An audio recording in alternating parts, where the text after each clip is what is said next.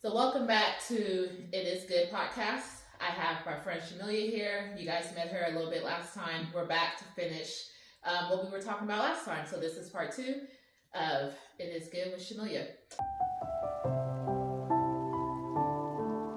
So last time we were talking to her, we left off at the fact that she ended up spending some time in jail. She went to a custody hearing and she ended up not going home that same day. She ended up going to jail.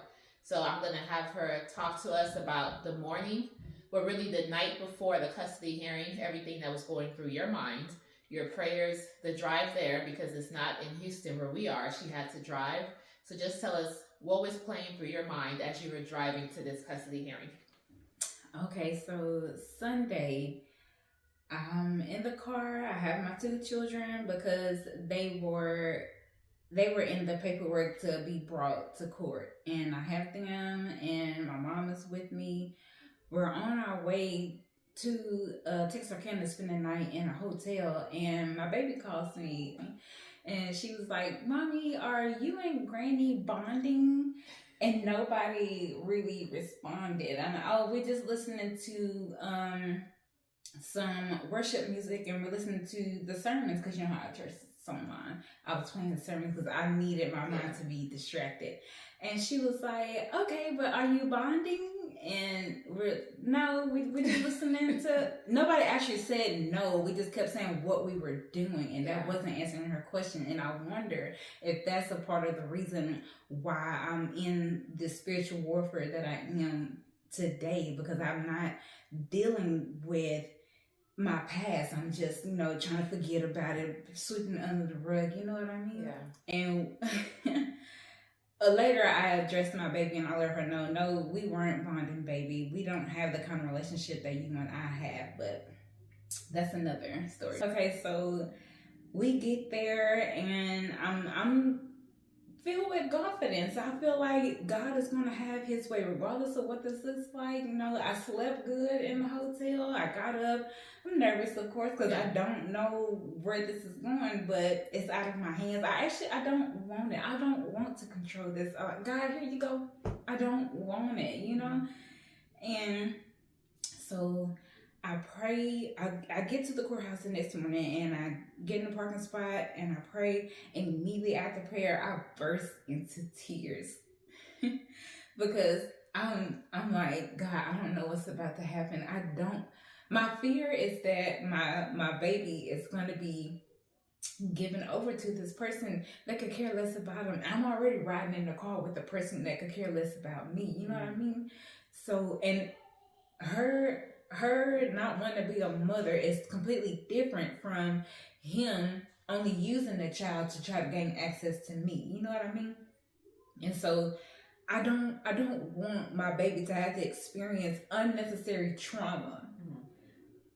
And I want my best to prevent it, but it's like the more I prevent it, the more trouble I get in, earthly trouble. I get thrown in jail, or I get told I'm a liar. Nobody believes me about the abuse, because all I did was run. When there was abuse, I just ran.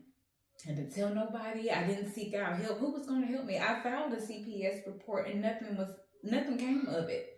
So my next best step is to remove us from the situation, but not telling anybody or following the system that just works so grandly, That got me in more trouble.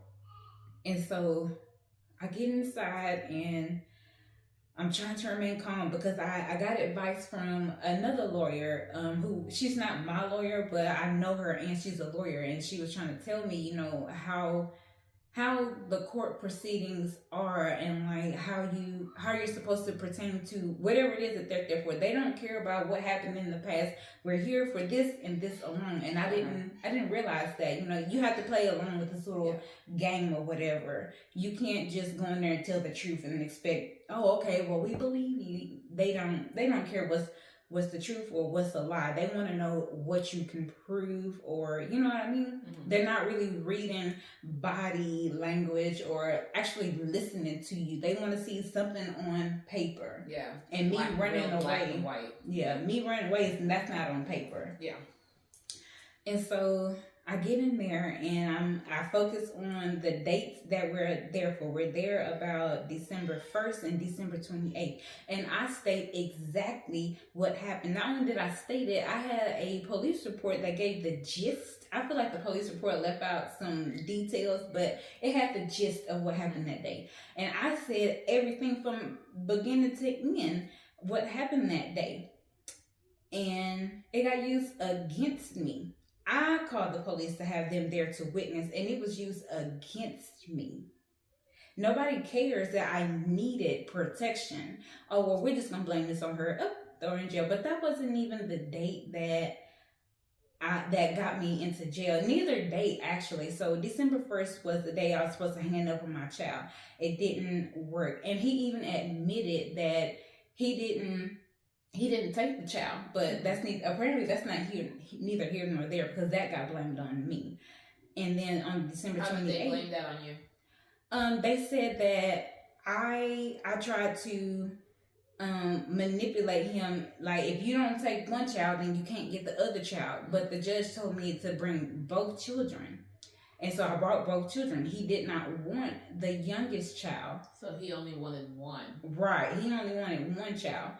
And I'm like, either they going or they not. And mind you, I stayed mute the entire time. The only words that came out of my mouth when he gave my baby back, because what happened on December 1st is I get there and I'm like, God, just please protect my kids, because I don't want to hand them over.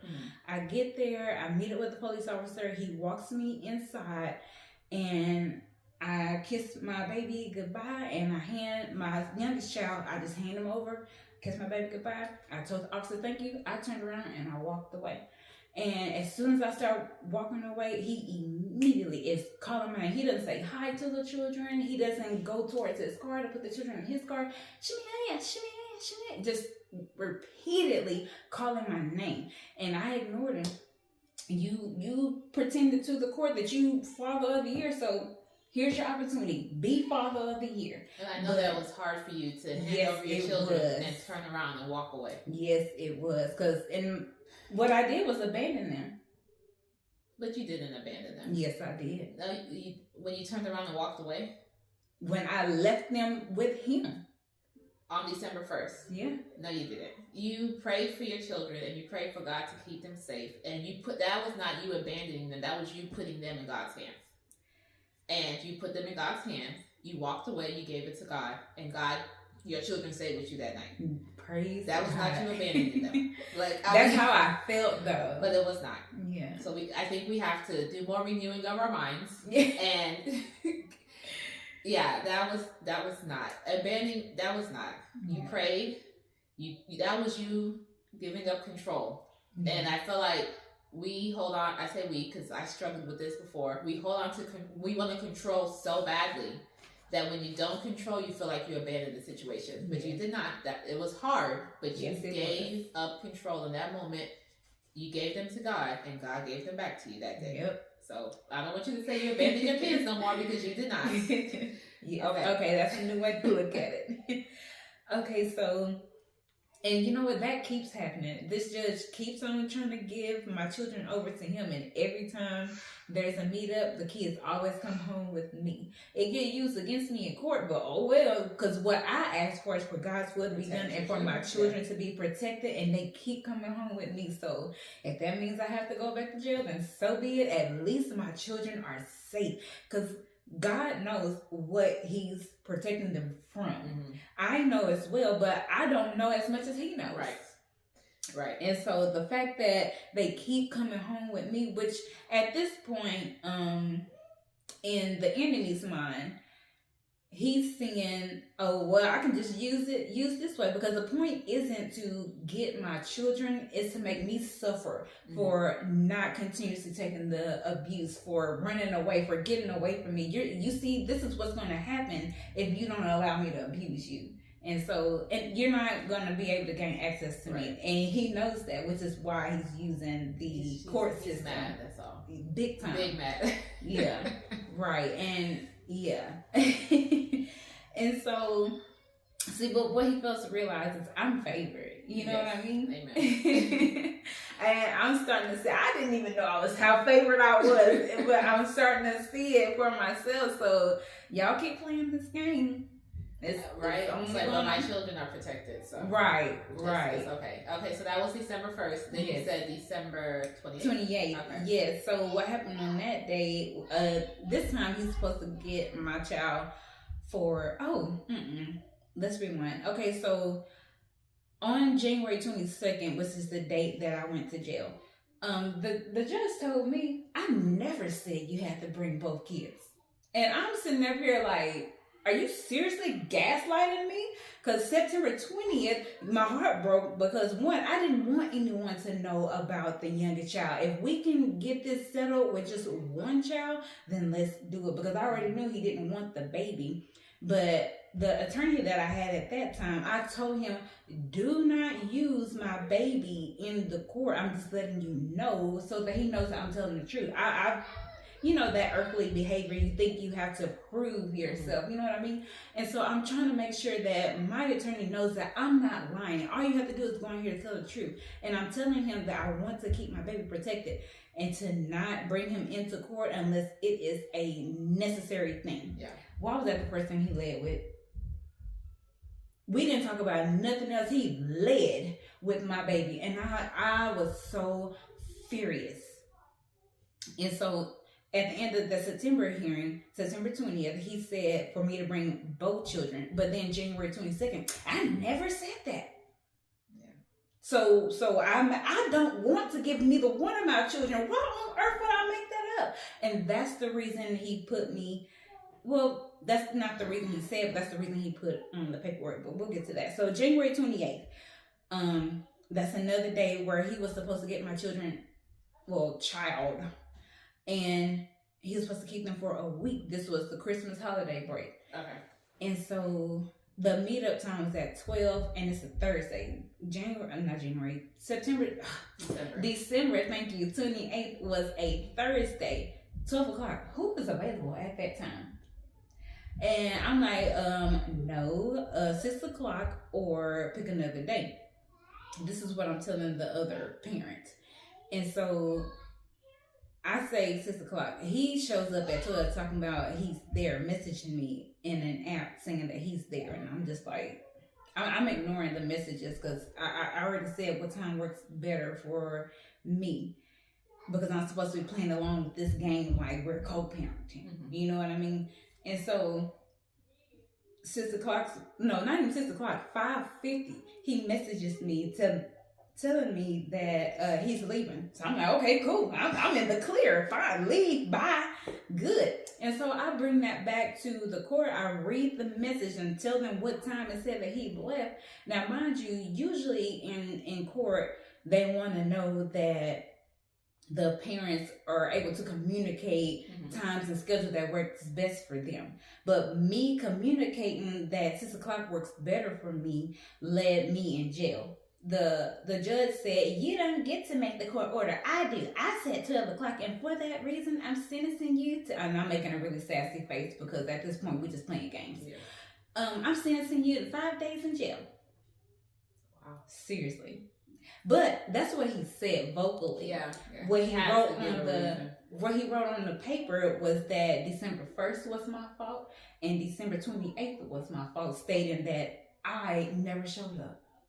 And not only did he sentence me 5 days in jail, he also said that I had to give my child over when I got out of jail on February 2nd, and to also pay this person who does not work $2,000 for wasting his time. But on the paperwork, it says I had to pay him $2,000 for attorney fees. So all those other court cases beforehand where it was made clear that this person does not work and yet I'm his financial burden, you're your own financial burden by not working. Why should I have to pay? And I was so furious with that. But you know what? It's just money. I'm no millionaire, but it's just money. $2,000 is nothing in comparison to the blessings I would get for being obedient. So when do you have to pay $2,000? I had to pay that by February 22nd. Oh. Yeah. And if I didn't have the money, they wouldn't care. I didn't even have a chance to even say whether or not I had the money. It was just ordered, and then I was taken off. Okay. So the moment you were told you were going to jail, right? Mm-hmm. You know your kids are in the courtroom. No, they had to step out. The judge wouldn't let them be in there. But still, you're told you're going to jail. You know your kids are outside. Mm-hmm. So you didn't get to see the kids before you went. Mm-hmm. Tell me that moment. I was actually okay because so I came in with all my papers and stuff because I always bring it regardless if he lets me provide my evidence or not. I always bring it just in case, you know. And so I tell it's two bailiffs there in my face. One is handcuffing me and the other one is grabbing my stuff. And I tell the one that's grabbing my stuff to give it to the lady outside. And the judge asks, "Who is that woman out there with your kids?" And I tell them who she is. And he was like, "Oh, I'll talk to her later." And so as I'm walking away, he's basically wrapping it up or whatever. And he told me that I had to bring my kids on the second. So that lets me know my kids aren't going with him. They're staying with her. So me going to jail, I was like, okay. That was relief, right? Okay. Yes, it was. I wasn't worried or nothing that. And as I'm handcuffed and walking, being shoved because they're rough for no daggone reason. As I'm walking around, I'm like, whew, thank you, God. Like, I didn't even care that I was going to jail. But I cared that my kids. Right. Okay. So I'm going to interject a little bit. Go ahead. So that was from your point of view, right? Mm-hmm. Let me tell you about from our point of view. Okay, go for it. Let me hear. We all knew you were going. You know, we were all praying for you and everything. And I believe I talked to you that morning, and it was a Monday, right? So everybody was going to work. And I was like, okay, by lunchtime, we should hear something. Because it was early in the morning, like 8 o'clock? 9 o'clock, okay. So, come lunchtime, I'm going through my phone. Don't see nothing. I'm like, okay. After work, don't see nothing. I'm like, huh.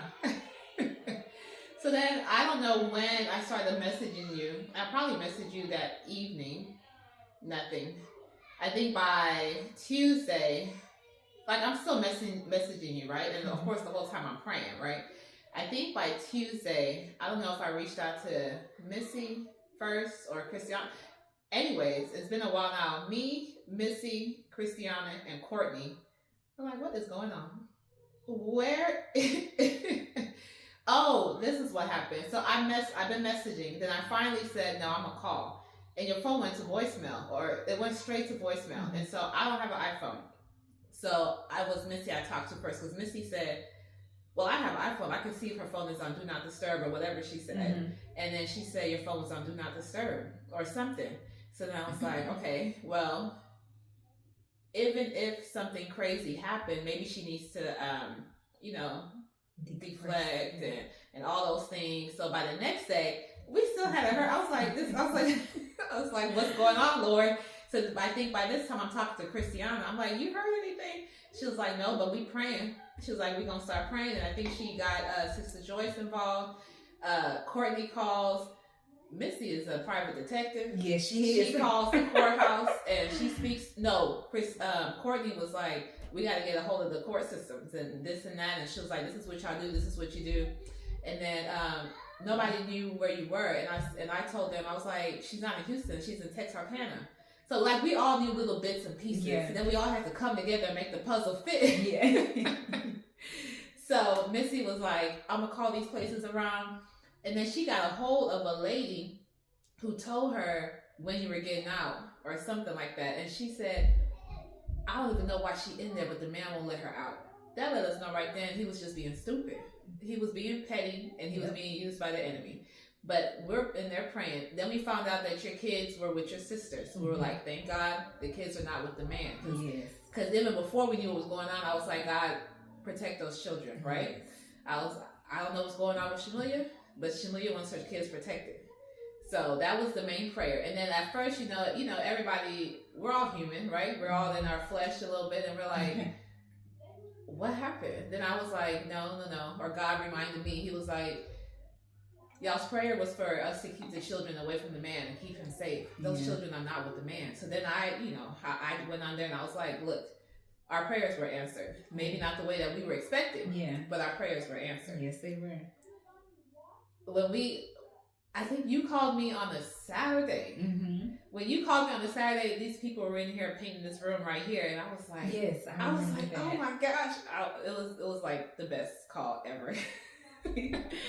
I think I was on the phone with Courtney. She was like, so what's going on? Have we heard from her? And I was like, and Missy called too. I was on the phone with one of them, and I was like, that's Chimelia right there. And I hung up with everybody, and I spoke to you, and then I called everybody back, and it was great. Yes. It was great. Okay, so that was our point of view. We were like, what's going on? But we never stopped praying the whole time. And then I didn't know if you were just like felt defeated or depressed. And I was like, okay, I was sending you sermons or songs, even if you could see them, but you just didn't feel like talking. I was like, we're praying for you. You can't pray for yourself, right? But we went through all the ups and downs, and when we were home, I know you were going through ups and downs being in jail. So tell us about when you walked in until when you walked out. Okay, so we pull up into this little garage. I guess it's like a little thing for where police bring you in, so that way if you try to run, like, where you gonna go? You know what I mean? And it's like this like secret pathway to get to jail. Okay. And when I got out, when you look at the building outside, you wouldn't think it's a jail. I don't know if I was underground or if I was above. I was above ground. It's weird. But anyway, okay, so we get into this garage looking place, right? And the guy gets me out. I'm still in handcuffs, and we get on this elevator and we go to level 2, wherever floor 2 leads to, because it looked pretty high whenever you look out the window. But I don't know. But anyway, so I get in there and he gets me to where you're supposed to be assessed. They ask you various questions. Do you want to kill yourself? And all this other, could you be pregnant? Because I'm a woman. Mm-hmm. They're asking all these assessment questions, right? And then the officer who brought me in, he was like, good luck. Like, he said it in a very friendly way or whatever. It wasn't, nobody really, I'm not even gonna say really, nobody treated me like a prisoner besides those bailiffs in the courtroom. Everybody treated me with as much kindness as you can when you don't know what's going on. Yeah. You know what I mean? I wasn't treated rudely. Nothing. So you were treated with respect. Yeah. As much as could be expected. Right, right, exactly. And so, I'm there and I'm getting assessed. They put you in a holding cell until they can get you into wherever they're going to place you, right? And so, now I'm uncuffed and I have on the jail outfit. Was it orange? No, it wasn't. That's the color they make you put on for your mud shot, but that's orange? Not. Yeah. Oh. That's not the color that you like wear around the facility. The facility has like their initials on it or whatever to let everybody know, like, if you run away, this is where this person belongs. This correctional facility. And I don't understand why they call it a correctional facility if they're not correcting anyone's behavior. But anyway, that's a whole nother story. Right. Okay, so they move me from the holding cell into the general population because there's no reason to put me in solitude or solitary. Yeah.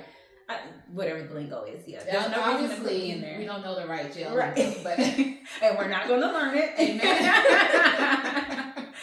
Okay, so I go into general population, and there's other women in there. I think it holds 6.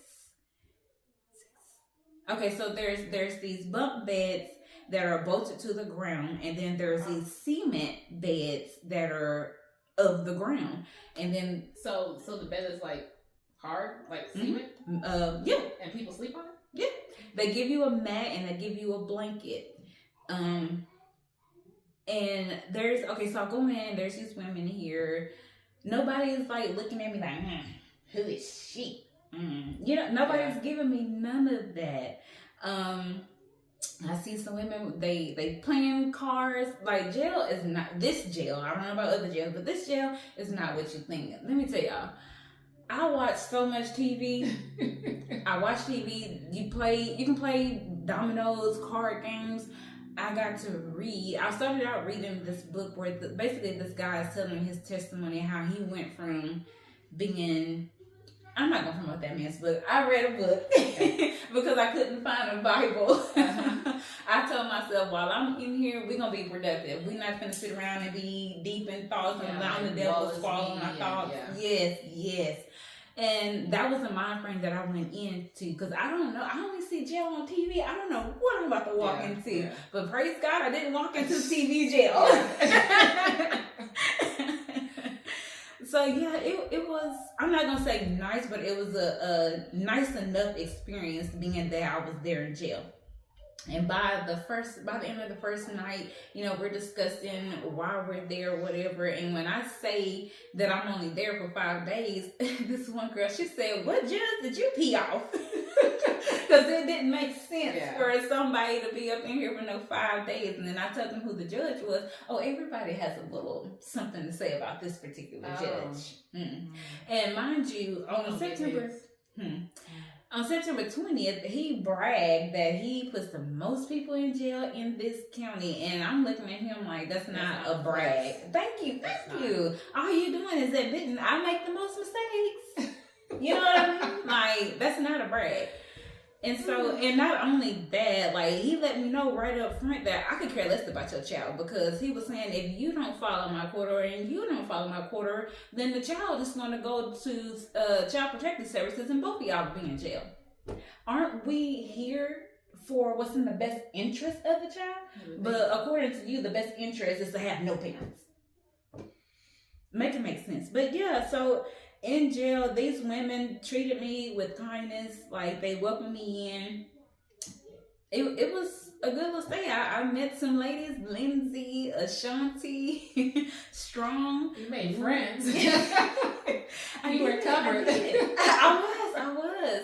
And so, I mean, there's still jailhouse activity going on. Yeah. So I was in the general population room where the trustees are. And trustees are people who've been there a little while and they've been able to prove themselves trustworthy, so they get to explore other parts, meaning like they can do laundry, like they can have jobs, you know, they're trustworthy enough to come out of the cell and do this and do that. Okay. And so all the trustees are in this room where I am placed. And in this facility, there's also men. It's not just, you know, it's not just a women's jail. Right, so they separate men and women, but there's men right down the hallway, and you can hear them. I wonder if that's normal. I don't know. I never heard of that. I thought you got 2 separate buildings out of miles away. You know what I mean? Maybe not. I don't know. I guess I never thought about that. Yeah, because when I got there and I was being assessed, I'm still in my regular clothes. I'm all cute. And there are men here, and these men are in jailhouse suits, and I'm looking like, why is there men here? Because on TV, it's a women's facility and a men's facility, but there were men and maybe because it was a small town too. I don't know. Anyways, I don't know. But there's a jailhouse down the street from the middle school. So it's more than one jail facility there in Texarkana. It's kind of concerning that there's a jailhouse across the street from the middle school too, though. I mean, right, because it's not. I mean, it's open space. If they run away, they got a school to their right, and then they got. That's a little concerning in itself. I'm kind of glad you don't live in that town anymore. That's a little prophetic in not such a good way. Right. But anyway, yeah, so I don't know what that's about. That's where I thought I was going, because every day I would drop my son off to school when I did live in Texarkana. I passed by the jailhouse, and that's where I thought I was going, but that's not where I went. But anyhow, so yeah, my 5 days was productive as far as me getting into the Word, because at the time the church was reading. We started with the book of John, and then we're supposed to keep going. And I got all the way to Acts, the 21st chapter. I started over with John because I got time to focus. There's no distractions. You know what I mean? And so that's where I stopped. So I kind of got ahead of church because we were reading a chapter a day.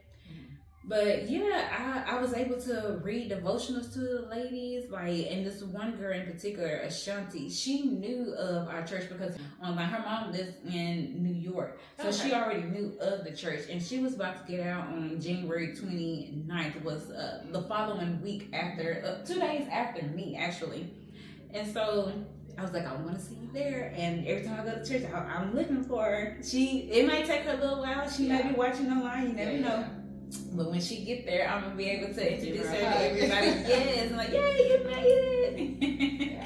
Yeah, so I feel like, I don't know maybe if it was her specifically or just to be able to shine my light, but I was there for a reason. You know, it wasn't just to... At first, I was like, okay, God, whatever lesson you want me to learn, download it, let me get started. I got time. I can't give no excuses. I have nowhere to go. So whatever it is that you want me to learn in these 5 days, let's do it. But this girl now, Ashanti, she wasn't in the room when I first got there. She got moved because the people in her pod, that's what they call them, each room is a pod. There was some sexual activity, and that's a no-no in jail, and so they got separated. And so she was one of the ones that got put into the room where I was, and there were some other ladies that got shipped off to another jail called the Annex, and I believe that's on the Arkansas side, but I'm not certain. This is what they do. Like, basically the jail where I was at is like a holding jail.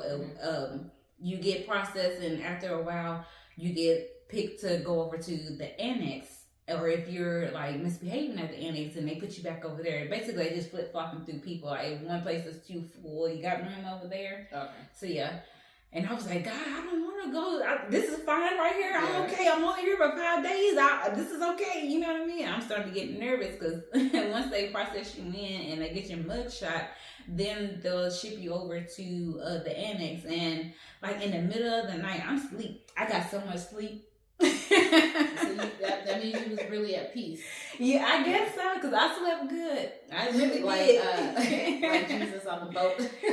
right. And it's all still warm all over the place. Right? Yes. That's beautiful right there. In the midst of everything going on, you was still able to get your rest. Right. And so right away they were able to tell that I'm green. And what that means is you basically don't know street lingo. So there was this one girl who got booked in, and she got put in our pod, and she had this little canister. It's like teeny tiny little thing with a red cap, little glass container with a red cap on it. And immediately when she got in here, oh, I'm tired, because one of the girls already knew her from the free world. That's what they call it, the free world. And so she's like, oh, hey, Jennifer, they hug. And she's like, girl, I'm tired. She goes and put her mat down beside where I lay, and she covers her head, and she stays that way until she gets out. She got out the very next day. And they call her name. The guards call her name the next morning to tell her to come on, let's go. And she drops the canister.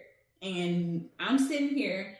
The girl's sitting here. Ashanti is sitting here. And me and Ashanti look at each other like, you saw that?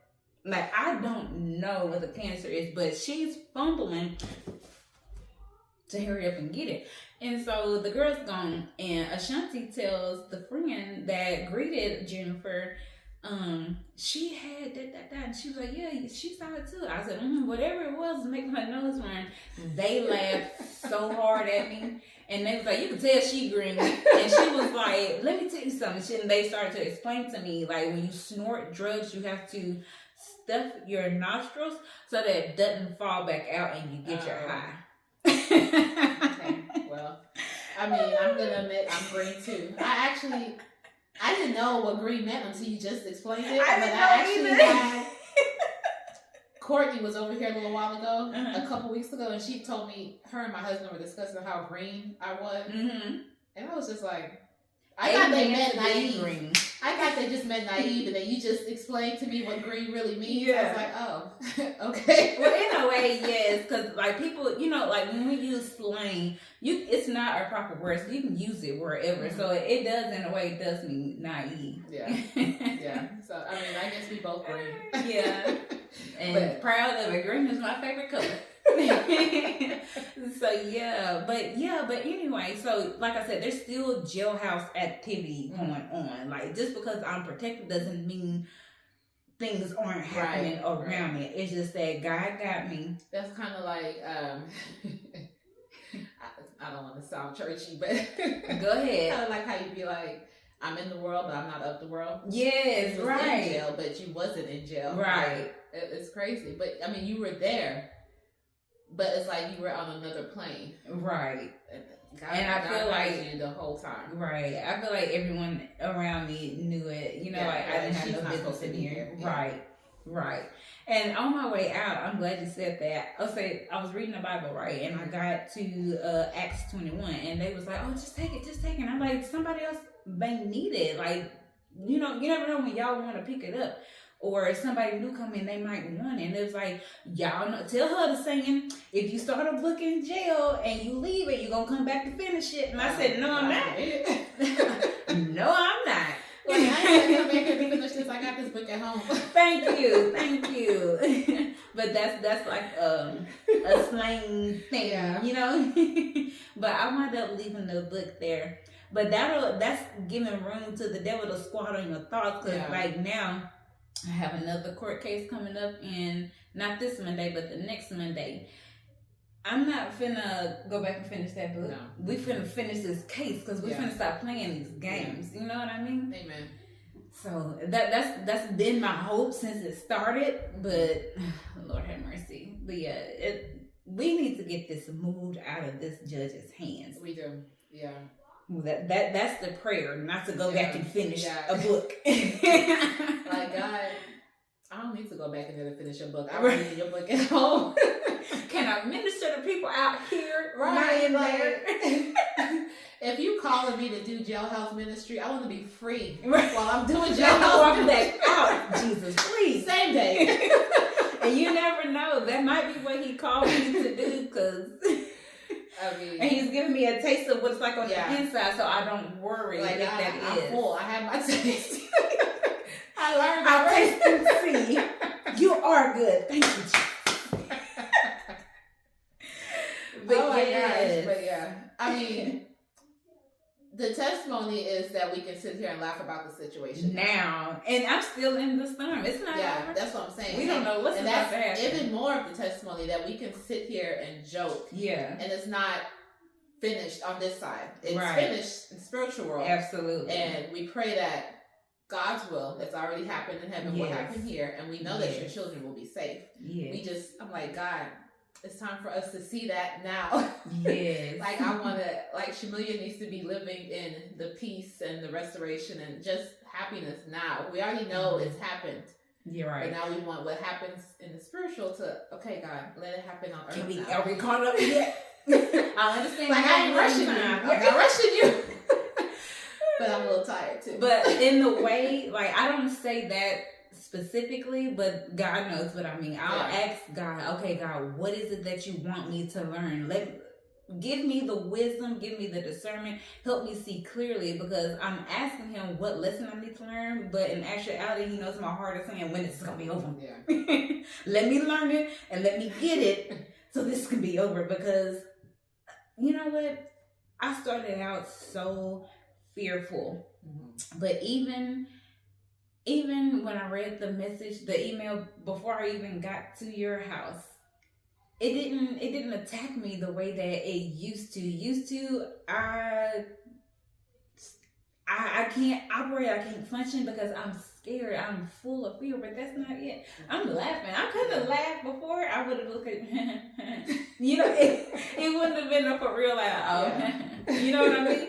It wouldn't have been a for real laugh. And I think that's also what makes the devil mad, though, because he tried, and so this just came to me. He tried to give you that email before you came here to stop you from telling your story. Right. And you sitting up here telling your story, and the devil getting big mad. I'm like, you just gonna have to get used to being mad, because, and this is testifying to me too, because I've been trying to, like, God told us to tell our story. Yeah. And no matter what comes at us, we still got to tell that story. Absolutely. So big props to you for coming and telling your story. And it's not over yet, right? No, So that means we're going to have a part 3. Yeah. When all of this is over. Oh my goodness. We're going to hear the good news. Yeah. Okay? So I definitely feel like it's a testimony from where you started, even though it's not over yet on this side, that it's a testimony that you can, like you said, now laugh in the midst of the storm, or even when you were thrown into jail, sleep peacefully. And not be harmed, not be sexually touched, not like no hair on your head was harmed. Like, that's crazy. And that probably made the judge mad too. Yeah. Right? I'm sure he was probably like, what happened to her in there? And so, I mean, it just lets us know, like, we have to know that the devil's going to try and come at us. Mm-hmm. But we already have the victory. So we have to move from a place of victory. But we still have to know that we're going to have some trials and tribulations that we're going to have to go through. But I feel like you're staying strong. You're keeping the faith. And we have to remember, it's not easy. I'm not even going to pretend like it's easy because I'm not going through what you're going through. But it's not even easy for the small things I have to go through. But you know what? God had to use this because I feel like when I first gave my life over to Christ, it was in the midst of this because I don't know what else to do. Mm-hmm. I ran 5 states away. I came back to Texas and I ran some more. And what I was doing wasn't working. And so I can no longer follow Chimelia's emotions or Chimelia's logic. It's not working. So let me try God. And so I did. I went full-fledged like, God, I don't know what else to do. Like, if you're real, I had one of those. If you're real, show me. And at that time, I was losing sleep because I didn't know what to do. I thought I was somewhere, but I wasn't living. I was hiding. I wouldn't even call this house my home. It was just a house. It was a hideout because once this court stuff started happening, the police was constantly coming to my house. It was just instilling more fear. And I'm just like, God, all I've ever wanted to do was be a housewife. All I've been is a mommy. I'm not a clubber. I didn't hang out late. You know, I've had a job since I was 17. I've always been Little Miss Independent. Yeah. And that's what's harming me. Like, in the physical, I had to be independent because there was no one for me to physically depend on. But now God is like, you have to depend on me. Exactly. But I want you to remember that though, because I don't want you to have any more thoughts like I abandoned my children. Yeah. That wasn't abandonment. That was giving control to God. Yeah. But it does feel like that sometimes. Yes. I'm not, because I'm type A. I have all the lists. I didn't have nobody to depend on growing up, per se. And then I just feel like I have to do it all myself. And so for me to give up control, I had to give up control when I came into my faith, found out who God was for myself. Right. I had to really give up control. And so sometimes it feels like, it almost feels like your heart is being taken out. Because I'm like, how is it going to get done if I don't do it? Even though it hadn't been done correctly all this time, right? But you're still like, I have to control it. Right. But yeah, giving up control is hard, but you did it. And you're still doing it. Yes. And I think God is showing you that just give me control and your kids will be safe. Right. And he's still doing you know what? Okay, so I was there February 2nd, and I was like, God, you keep sending my babies home, and that's what I want. Like, God, if you could just please. I came to your house directly afterwards, matter of fact. Oh, yeah. I remember. So, and I'm praying while I'm sitting here waiting on the police officers because I'm not about to come up there. The police is not there. It's not happening. And so while I'm waiting on them and I'm praying, and I was so fearful. I wasn't as fearful as the times before, but I'm like, God, if you could just please protect my baby. Because I had been plotting and scheming, and I was like, you know what? No, Chimelia. None of that is going to work because that is you. I have to ask myself, who does that give glory to? You or God? Sorry. And I was like, you know what? God, just please. And so the police get there and we walk inside and he wasn't there. Whew, what a relief. Okay, so we all leave. The police leave and I leave. And I was like, God, I'm sorry. You keep showing me that you are right here with me. And yet I still keep getting scared. Like, God, help my unbelief. Like, I had to apologize to God because I know he was up in heaven like, I'm waiting. How many more times I got to keep showing you that I'm with you? And he has been like, Like, in jail, every time I have to drive down there to hand over my child always goes home with me. Amen. That's beautiful, and I think that's where we'll stop, because that was a beautiful statement.